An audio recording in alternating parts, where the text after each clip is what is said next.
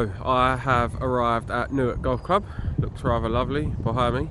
I'm just waiting for Darren and Steve, Steve Brotherhood, who's the European Tour Caddy, known as Bro. I'm waiting for those guys to arrive. I'm a little bit early, so I thought I'd nip onto the range and have a proper warm-up. So I'm gonna hit some balls, wait for those guys, and then we'll get going.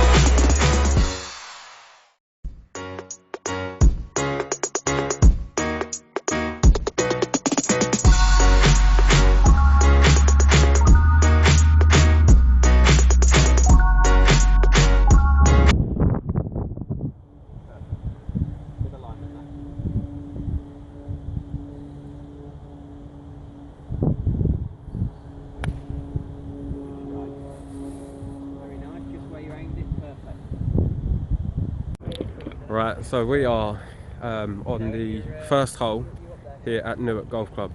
It's a 450-yard par 4. I've just hit the green after hitting a 5-iron and a 6-iron, based on the advice that I've taken from Bro, which is something that I would never have done. I probably would have pulled the driver out on the first hole. It's downwind, give it a rip, but I'm going to bring all the trouble into the equation. So already 2 shots in, can already see the benefit. I'm just I'll spin the camera around. We've got Darren here. Say good morning. Morning. How are you finding it so far? Good, first hole, so I've still got a little bit there, just waking up. Okay, but swing going. It's a hole where you get a shot. You're just right at the green, in theory net 2. And we've got Steve here. Morning. Morning, Steve. So Steve, just can you just quickly tell us a little bit about the experience today that we're going through? Well, we're just going to try and get you around in as stress-free golf as you can, not bringing any trouble into play. So you're not going to be pulling your driver out very often, Matt, the way I've just seen you hit it on the range. So yeah, we're just going to try and get you. You've hit 2 beautiful shots there. On the first is a 420-yard par 4, and you've hit 5-iron and a 6-iron to about 20 feet. So I think my job here is done already. Yeah, I think you've earned your money today.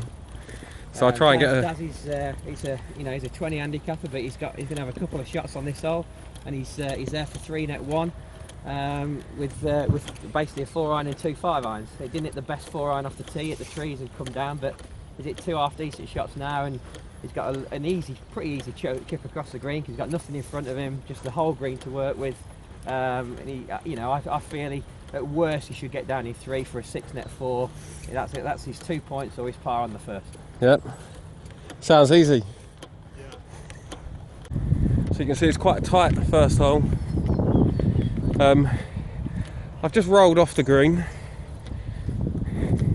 But as he says, he's got me there and he's kept me away from danger.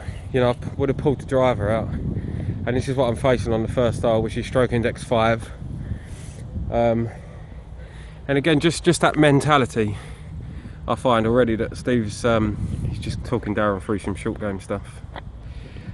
Just that mentality that we have as amateur golfers, stroke index 5. Yes, it's the way he thinks about it, the way he talks about it is, there's only 4 holes harder than this on the course, so let's make sure we navigate this with as little fuss as possible, staying away from the danger. And so far, it seems to be working. Darren's putt coming up. Pretty good, that. Very nice. Right, so we played 2 holes so far. I've only dropped 1 shot. I did find a bunker, but that was the strike's fault, not Steve's fault. But really, really interesting so far. Darren, how are you finding it? Really good, really, really good. Very insightful. Makes you see the game completely differently. Yep. Good.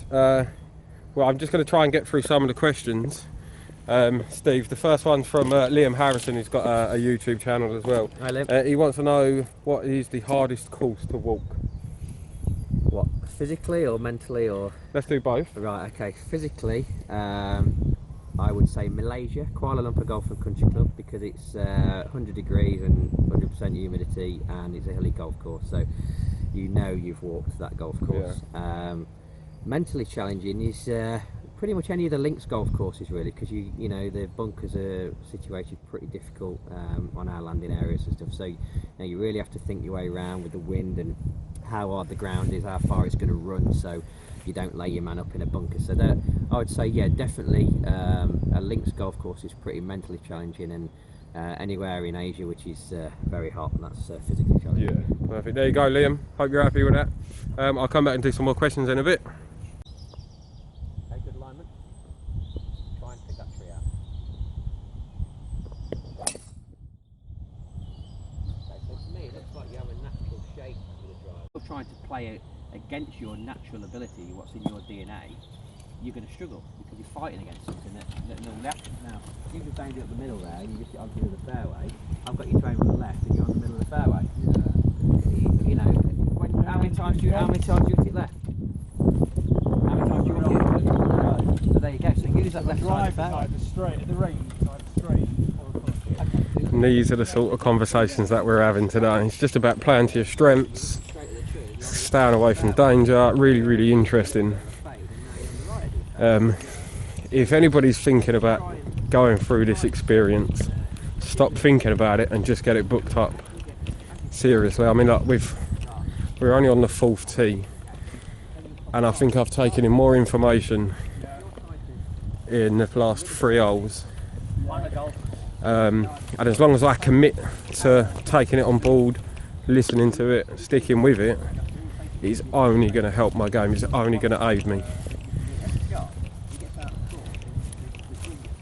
Single figures, here I come. We're just walking down the 4th. Steve, just another question from Sparky Dave Cullingham. What's the best piece of advice you've ever been given? Not to get married. Not to get married. Don't show this to wife. All right, I'm getting married myself on the 29th of September. Yeah, no, so. it's best that you'll ever do. No. And the other one is, what's the best piece of advice that you've given? Best piece of advice I've given? Matt, don't get married. Matt. The best piece of advice I've given, I suppose you're talking about obviously golf related. Yeah. I would say if anybody's looking to become a caddy, I mean, I've had quite a few requests on Facebook and Twitter, how do I become a caddy? It's such a tough game to get into these days. I mean, even the likes of lads that have been 20 years out on tour are still struggling to get a job to the day, you know, because there's more caddies than there is players now. So the only way you're going to get back out on tour as a caddy these days is by starting at the lower ranks, like a challenge tour. Maybe you might have a friend that's just qualified to get on the challenge tour that you could go and carry his bag to get a year's worth of experience, and then come through the ranks with him and get on the Stick with the same tour. person. But yeah, but I mean, if you are thinking of coming out on tour and you think you're just going to walk into a bag, it's No, not it going to doesn't happen. work like No, it's a tough. So for all the people that have sort of messaged me, I do try and be quite nice about it all, but it is a very difficult job to get into now. I mean, if you know, it ever come to an end with me and Dave, I'm not sure how I'd get back into another job. I mean, I'd like to think that, you know, I've been out on tour enough to get another job, but again, it's going to be very difficult. So coming from a new guy coming out with no experience is very tough. It's going to be tough. Yeah, fair enough. Well, Dave, I hope that answers that one for you. What are you driving? Yes, I have just hit. So this is a ball that I hit. So that's the ball that I hit originally, my choice of shot. I did it a driver. I didn't catch it very well, and then Steve told me to hit my 5-iron, which is, I can see where this is going already. It's left me short with the bunker. If my driver had been 5-10 yards further to the right, I'd now be chipping out. Correct. For 2. So even though I've got away with it, the thought process now is to don't bring that bunker into play. So I'm just going to talk you through this. So it's a par 3, 200 yards. out of bounds all the way down the left there. My natural yardage for me was to hit a hybrid. Just drop my two back roughly where they were. Yeah, my natural would be to hit a hybrid, but I'm tending to turn it over a bit at the moment, and I didn't want to bring the out of bounds into play. So Steve said hit the 5-iron, and it's come up short of the green, which I knew it would, but it's short of the bunkers. I hit my pitch. I chipped on to where with the shot I wanted, which was that one, and then Steve told me to play with a different club, a different kind of shot. And even though the results are quite good, there's still a massive difference in the two, right? It's quite surprised to get that one inside that, but 3 for 3 on now. And what did you say my score was? We played the first. We played the first 5 holes, and anybody that's played Newark Golf Club would say the first 5 holes are the pretty toughest on the golf course, especially with it being your opening start of the round, and you just played it in well, you're 2 under par for Stableford, so you're 2 under 2s at the minute, which is if any member of this golf club would bite your arm off as we speak, it's being 2 under par standing on that hole. I always say I'm a +2 handicapper, but I always say if I can get through them first 5 in 1 over par, I've got a really good chance of shooting a decent score. There we go. So proof is in the pudding, apart from Darren's pudding. I don't know where he's going. You're having a good time? Very good time. Interesting. We're hearing some stories which we're not going to share with you. They're private stories. Steve, we had another question from our good friend Kevin Paver, who wants to know, well, he needs some tips on getting to scratch. Well, that's what he wants. What's the one thing you'd say to him? He sent a tweet this morning, give me a tip on how to get to scratch, and I said, book in with myself and I'll get you to scratch. But no, I think when you speak to Matt and Daz later, you'll see that my outlook on the game and how you use your handicap is completely different on how they're thinking. Getting your way around the golf course is a lot easier and stress-free by doing what I'm telling them than some of the club selections that they're thinking. So you know, it's just one of those things that I think you have to be here to experience it. But definitely, you know, just the way we plot our way around the golf course is a lot better and simpler than your average golfer, and that's what's going to get your handicap down. And like I said to Matt, Matt's an 11 handicapper. Matt needs to be playing more consistent to 11 week in, week out, coming in with 36, 37 points, and then you'll find that your game will get better and better and improve, and then you'll start playing to your 8s and 9 handicap, and before you know it, you'll be a single figure golfer. So rather than come out on the first tee and think, God, I've got to go around and shoot 65 or 40 points to get my handicap cut today, it's not about that. Let's just set a process over the next few months, how you're going to get down to an 8 or 9 handicap, and how you're going to plot your way around your golf course better, and then you'll see your cut scores just improve. There we go. There you have it, Kev. Don't listen to us. Come and listen to Steve. That's the best piece of advice I can give you. Right, people.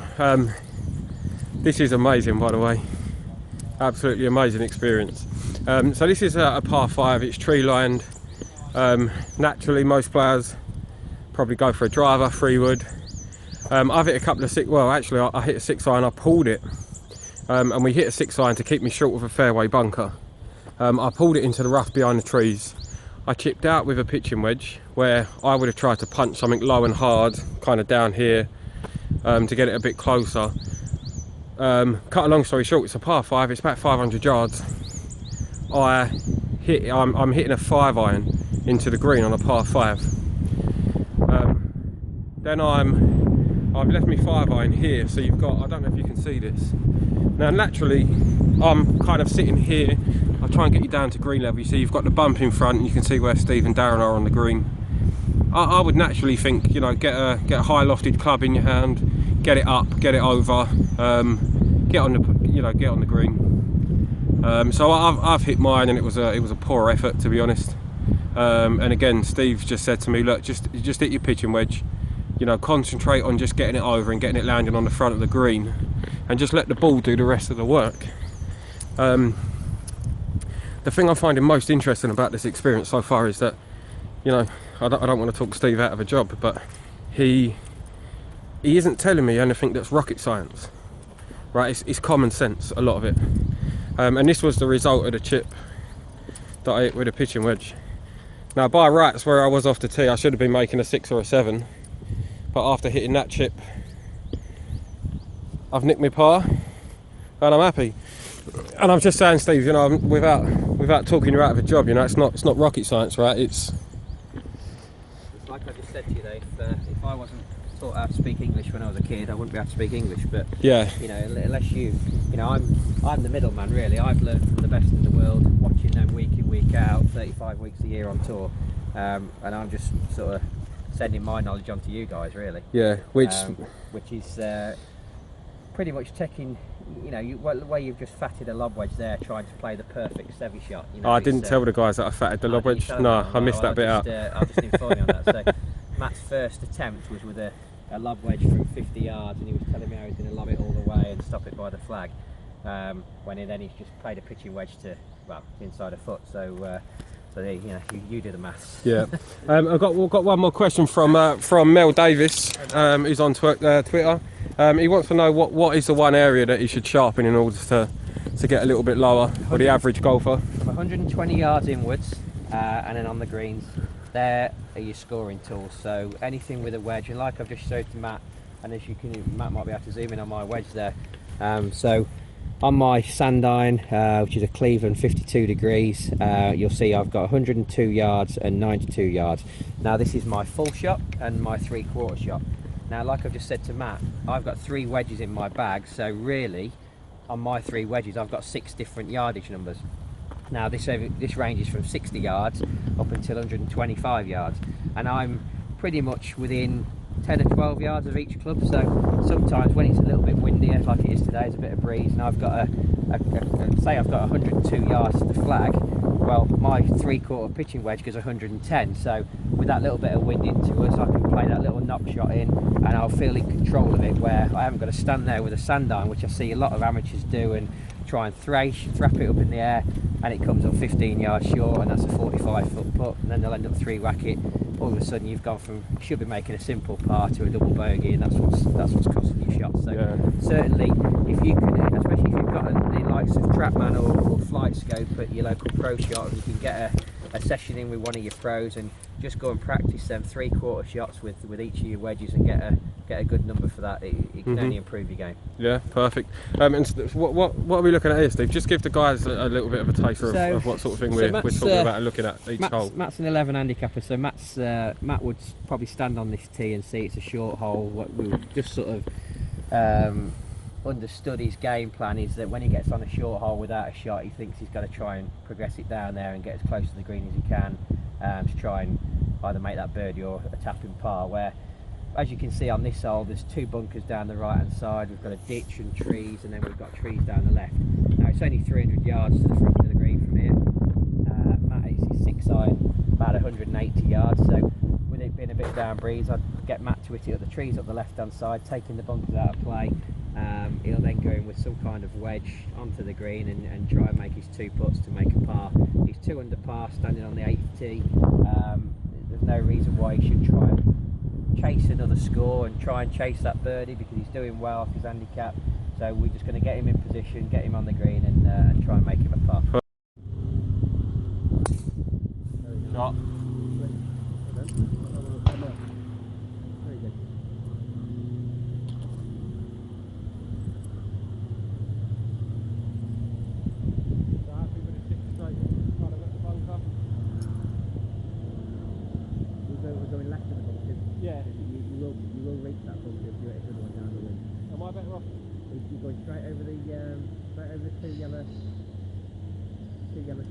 Okay, so that's where we want to finish it. So let's say if I start at the left edge of the bunker. Yeah, just inside the bunker.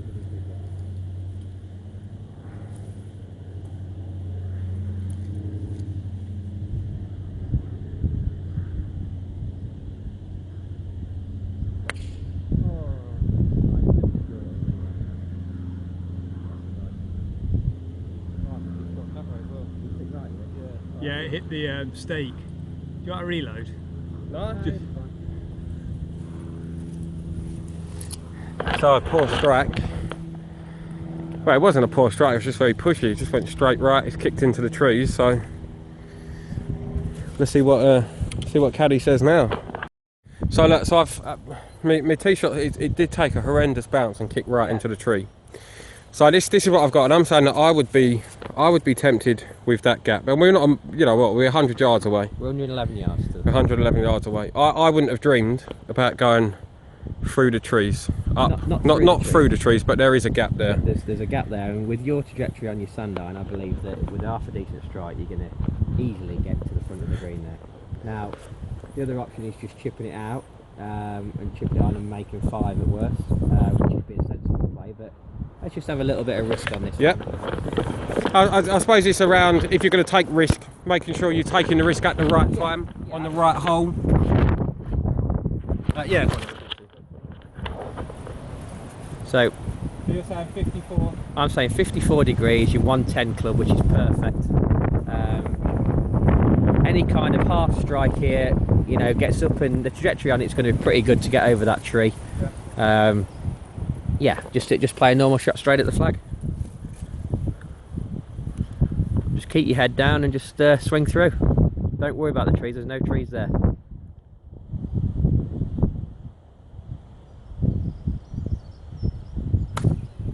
Yeah, so he's gone straight through the lot. Perfect, just round the front of the green. Good. Yeah, perfect. It just goes to show this guy knows his stuff.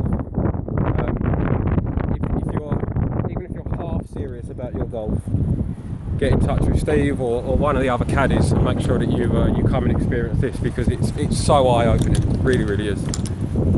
Right, so we've just finished with Steve, having done the Tour Caddy experience. If you care about golf, if you enjoy your golf, if you want to get lower, come and check this experience out.